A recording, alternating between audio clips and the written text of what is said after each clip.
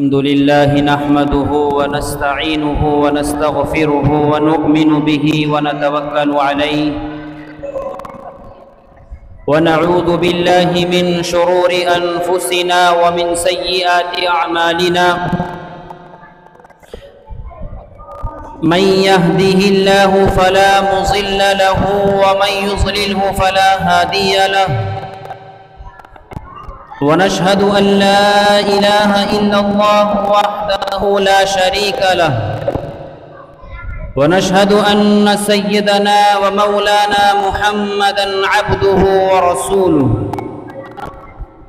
أعوذ بالله من الشيطان الرجيم بسم الله الرحمن الرحيم يا أيها الناس إنا خلقناكم من ذكر وأنثى وجعلناكم صدق الله العظيم خاموشی کے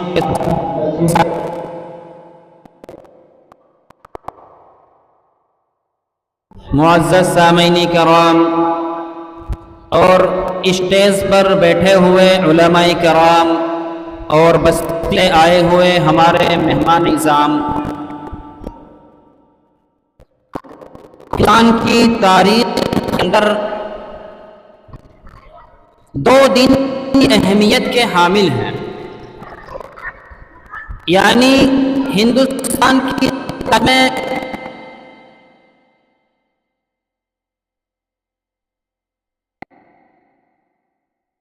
دن تو 15 اگست ہے اور دوسرا دن 26 جنوری ہے۔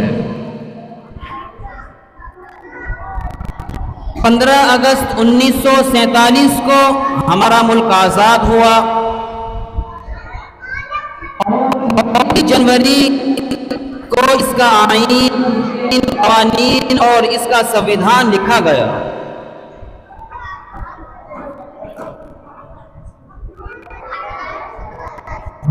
ملک غلام کر رہا ہے، قریب 200 سال تک اس ملک کے اوپر غلامی کی ہے۔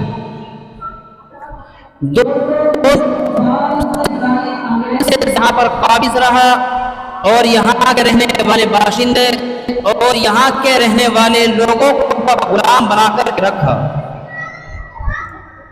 ہمیں جو تاریخ بتلائی جاتی ہے کہ جنگ آزادی کی تاریخ ہوتی ہے، یعنی ہمارے اسکولوں میں، کالجوں میں، یونیورسٹیوں میں جو ہمیں بتلایا جاتا ہے کہ یہ تاریخ 1857 ہے،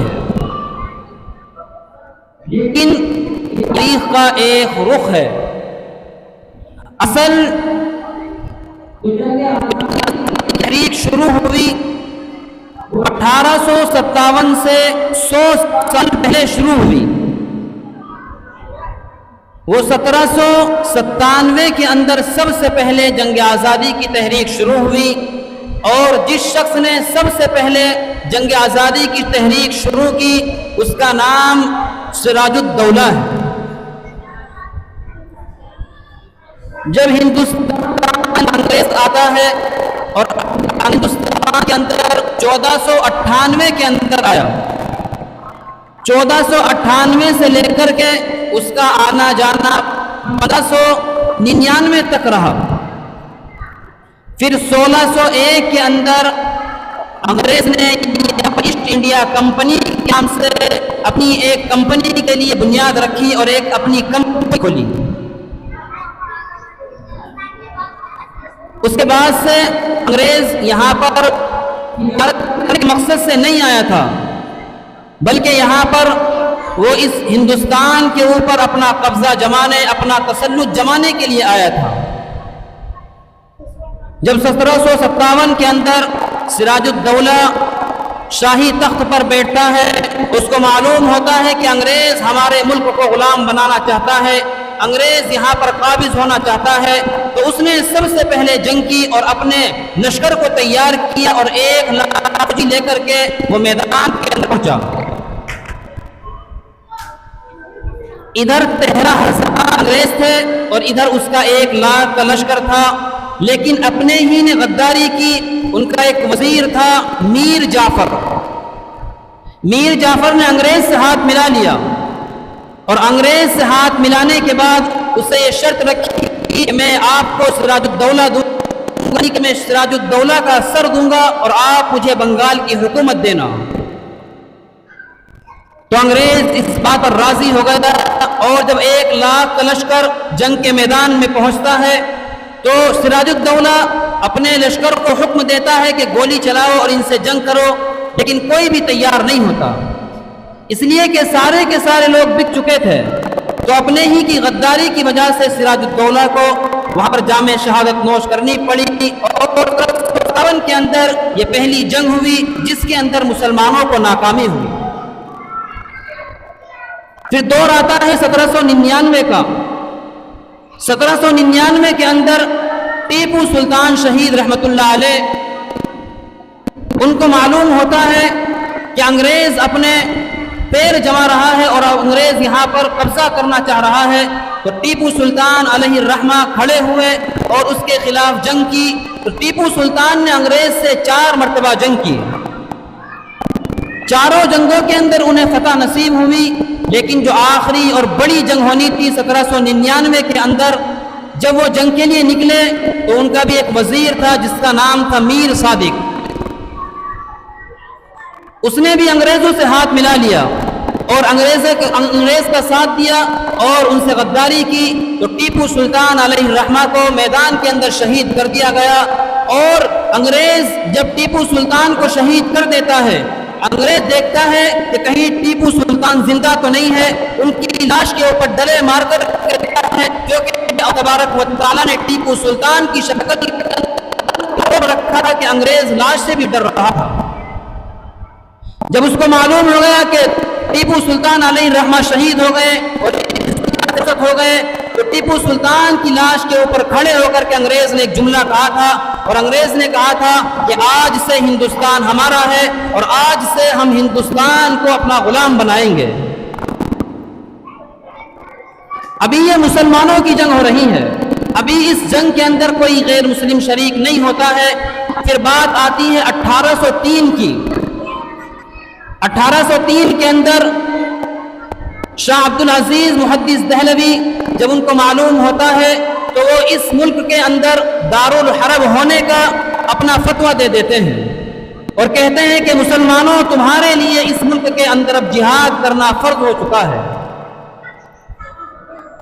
اب مسلمانوں کے اندر، کیونکہ اس وقت کے مسلمان اپنے علماء کی بات پر، اپنے علماء کی آواز پر لبیک کہا کرتے تھے، تو جب انہوں نے یہ سنا کہ شاہ عبد العزیز رحمۃ اللہ علیہ نے یہ فتویٰ دیا ہے کہ مسلمانوں کو ہندوستان کے اندر جہاد کرنا فرض ہو چکا ہے، تو سب لوگ بے وقت تیار ہوئے اور تمام کے تمام مسلمانوں نے یہ کہا کہ ہم جہاد کرنے کے لیے تیار ہیں. وہیں سے 2 صاحب تیار ہوتے ہیں جن کا نام شاہ اسماعیل شہید اور سید احمد شہید رحمۃ اللہ علیہ ہیں. یہ دونوں گاؤں گاؤں جا کر کرتے ہیں، لوگوں سے کہتے ہیں کہ آپ کو جہاد کرنا ہے اور ہندوستان کے اندر جہاد فرض ہو چکا ہے. تو جب یہ لوگ قریہ گاؤں گاؤں گھوم کر کے یہ بات کہتے ہیں تو سب لوگوں کے دماغ کے اندر یہ بات آ جاتی ہے. پھر 1831 کے اندر ایک جنگ ہوتی ہے.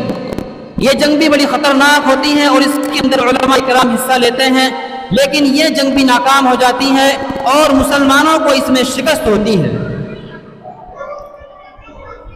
پھر اسی طریقے سے محنت کرتے رہتے ہیں. پھر دور آتا ہے 1857 کا، یعنی 100 سال تک مسلمانوں نے خود اپنے آپ ہی جنگ لڑی.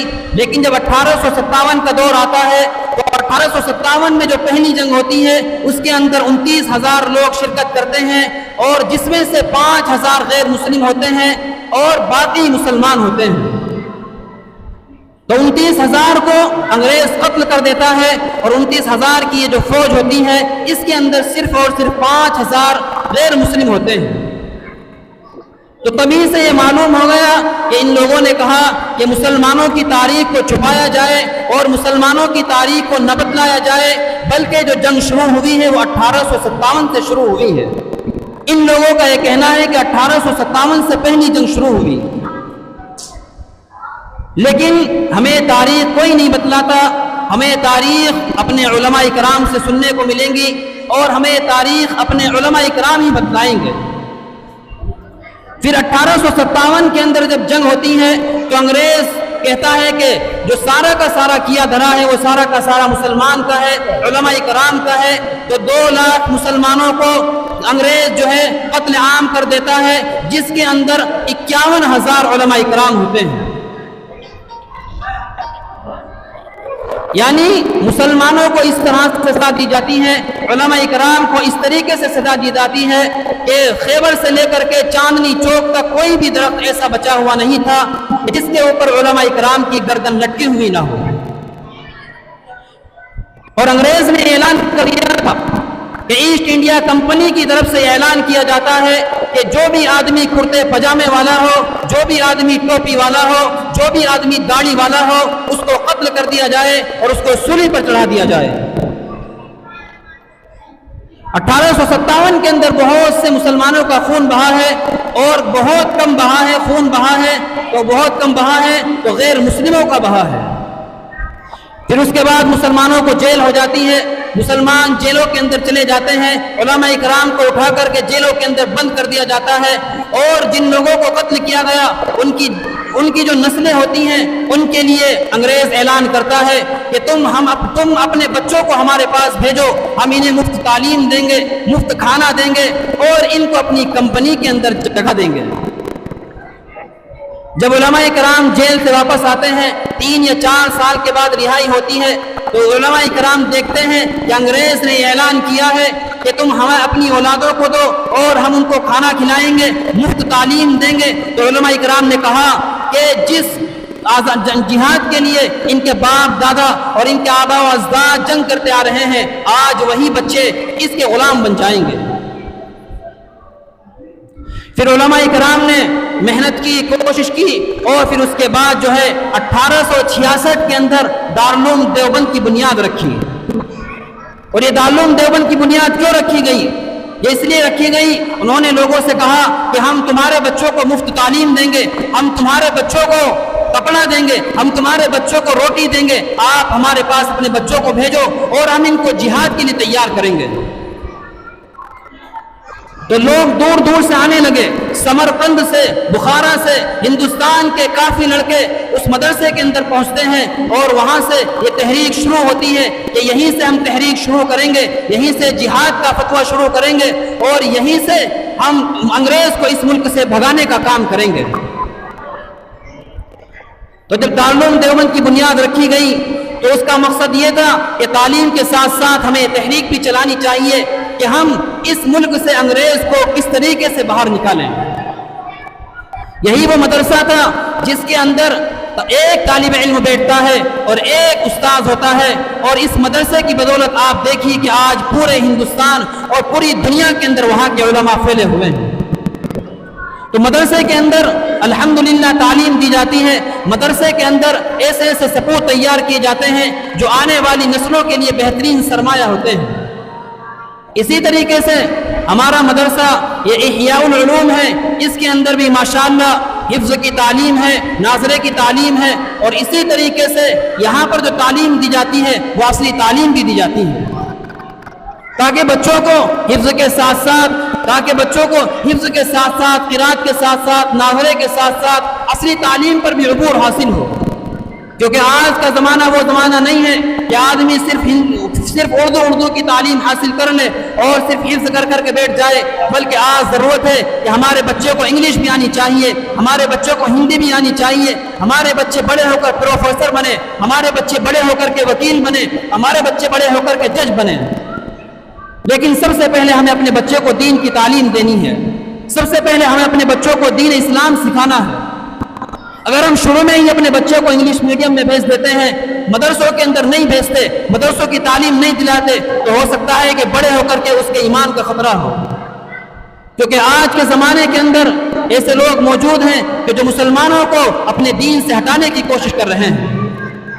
تو ہمیں چاہیے کہ ہم اپنے مدرسے کو سراہیں، اپنے مدرسے کا تعاون کریں، اپنے مدرسوں کے اندر اپنے بچوں کو بھیجیں، اور جو باہر سے بچے پڑھ رہے ہیں ان کا استقبال کریں۔ اور ماشاءاللہ جیسا کہ مولانا نے بتلایا کہ یہاں پر 2 بچوں کی دستار بندی ہونی ہے، اور 2-3 مہینے کے بعد 2 بچوں کو اور حفظ پورا ہونے والا ہے۔ اور ماشاءاللہ یہ انگریزی کے اندر بھی پڑھ رہے ہیں، 10ویں کلاس کے اندر ہے، کوئی 9ویں کلاس کے اندر ہے، کوئی 8ویں کلاس کے اندر ہے۔ تو یہ بہت اچھی بات ہے کہ ہمارا بچہ اردو کی تعلیم کے ساتھ ساتھ انگریزی کی تعلیم بھی حاصل کر رہا ہے۔